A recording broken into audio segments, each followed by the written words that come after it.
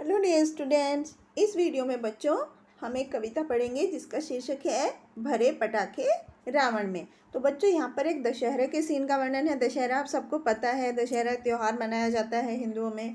तो दशहरे के त्यौहार का इस कविता में वर्णन किया गया है कि किस तरह से दशहरे में माहौल होता है, किस तरह से रावण को जलाया जाता है, किस तरह का माहौल होता है, उसके बारे में बताया है। भरे पटाखे रावण में, लगी भीड़ चंपारण में, हल्ला गुल्ला धूम धड़ाका, मेला ठेला खूब जमा था। यहाँ पर इन लाइनों में कवि क्या कह रहे हैं, यहाँ पर दशहरे के बारे में बताया गया कि जिस तरह से दशहरे में क्या होता है बच्चों, आप सबको पता है कि दशहरे में रावण जलाया जाता है, रावण का पुतला जलाया जाता है।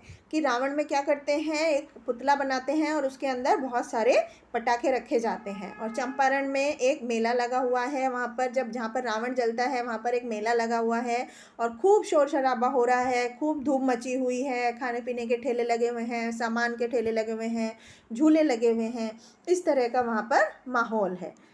फिर क्या होता है, रामचंद्र ने छोड़ा तीर, रावण जला महागंभीर, मना दशहरे का त्योहार, सच की जीत झूठ की हार।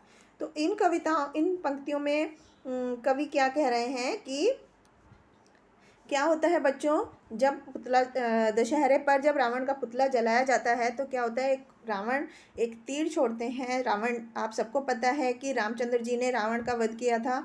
तो दशहरे के दिन असत्य पर सत्य की जीत के लिए रामचंद्र जी एक तीर छोड़ते हैं जिससे कि रावण जल जाता है, उसके अंदर जो पटाखे होते हैं वो सारे फूट जाते हैं। तो दशहरे में रामचंद्र जी जब तीर छोड़ते हैं तो रावण का जो पुतला होता है वो बहुत ज़्यादा जलने लगता है, उसके अंदर भभक भभक कर आग जलती है और फिर खूब सारे पटाखे छूटते हैं जो कुछ उसके अंदर भरे हुए होते हैं, खूब सारी आतिशबाजी होती है।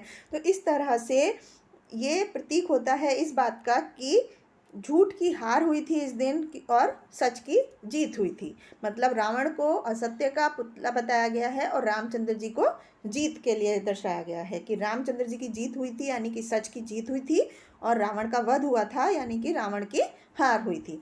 तो इस तरह से दशहरे का त्यौहार हम सबको एक संदेश देता है कि हमेशा असत्य पर सत्य की जीत हुई है।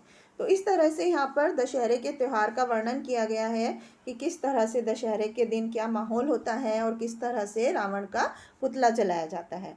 तो यहाँ पर सत्य की असत्य पर जीत का संदेश दिया गया है और मेले का वर्णन किया गया कि दशहरे पर किस तरह का मेला लगाया जाता है। तो अब हम इससे जुड़ी हुई कुछ एक्सरसाइज करते हैं। यहाँ पर कुछ प्रश्नों के उत्तर देते हैं। रावण में क्या भरे हुए हैं, रावण में पटाखे भरे हुए हैं, खूब सारे क्या भरे हुए हैं रावण में, पटाखे। भीड़ कहाँ पर लगी है, चंपारण में। तीर किसने छोड़ा था, तीर रामचंद्र जी ने छोड़ा था। तो इस तरह से हम इन प्रश्नों के उत्तर दे सकते हैं। इसके बाद अगला प्रश्न है, कविता में कौन जला था, रावण जला था। कविता में कौन सा त्योहार मनाया गया था, दशहरे का त्योहार मनाया गया था। हमेशा किसकी जीत होती है, हमेशा सच की जीत होती है। तो इस तरह से आप इन प्रश्नों के बाकी प्रश्नों के भी उत्तर दे सकते हैं।